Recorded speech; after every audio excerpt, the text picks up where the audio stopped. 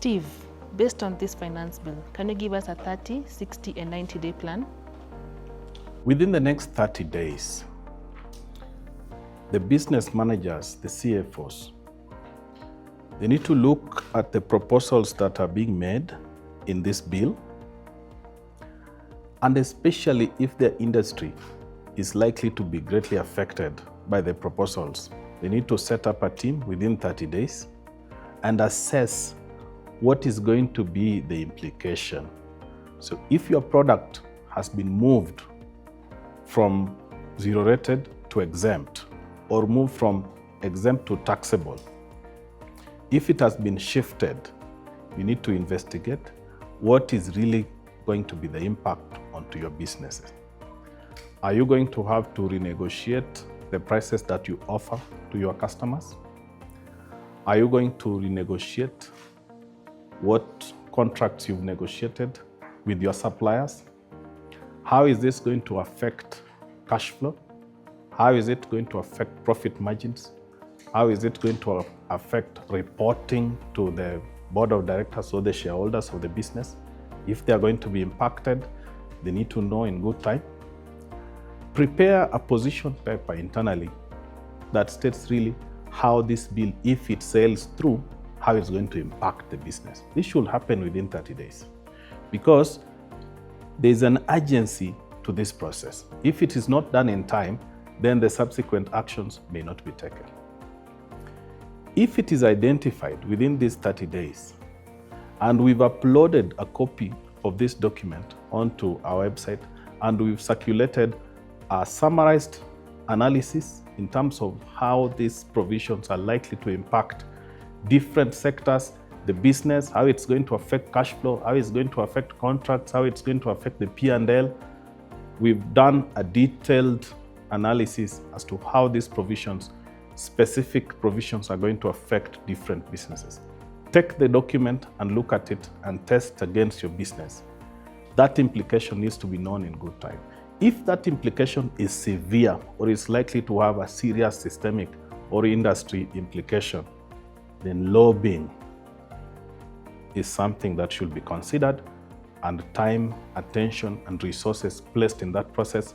If you have to call up other people in the same industry to lobby against a provision that is likely to be severely injurious to the sector, then action is put into place, and then a lobbying effort is placed so that Parliament thwarts that particular proposal or amends it in a manner which is workable with the business.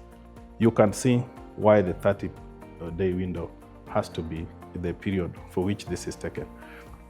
Once that is done, then within the 60 days, especially when it becomes very clear that this bill, the manner in which it is likely to pass, within 60 and 90 days,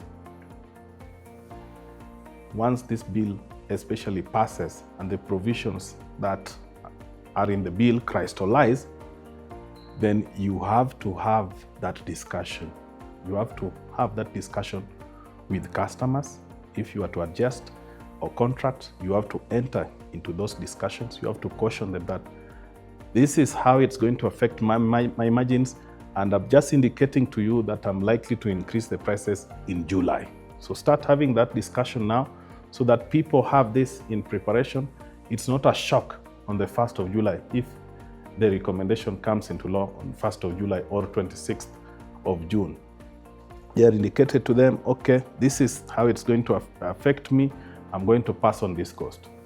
Or this component of the cost, I'm going to keep it, this particular one, I'm going to pass it on to you within 3 months, 4 months, whatever it is.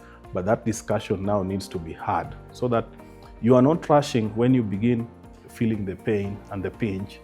You plan yourself appropriately, you know the implication, you have the discussions with your business partners, suppliers, customers, key contracts, indicating to them how it's going to affect you so that this bill and this implication into your business is socialized in the ecosystem that supports your business.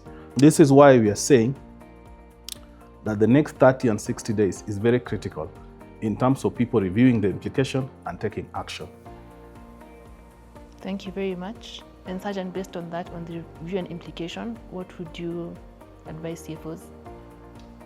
Thanks, Barbara. So, 3 things. It's always important to do some scenario testing. Let's look at the best case, the base case, which is a likely case, and the worst case.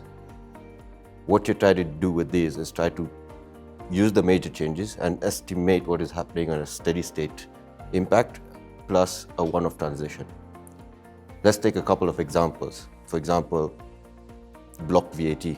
This could have a one-off stock impact, but it could also continuously have a recurring margin impact. Secondly, let's look at it from a withholding perspective. There could be a one-off sort of impact on the cash flow, but a recurring historic exposure that could exist. So ideally, you're trying to stress test those changes and see what impact does it have on your profitability and your cash flows. Thanks, Sergeant. John, what about for accountants? What's the impact for them? Okay. Accountants should prepare checklists. And the questions should be, are returns filed on time? Are the reconciliations between e-teams and the ledger done well and properly and on time? Are supplier pins captured well in the supplier in the customs data? All around that, because it will mean that now if that is not aligned, that will occasion a panic, and it's a matter of the accountant being disciplined by following the checks, because discipline will always beat panic. Thank you very much for your insights.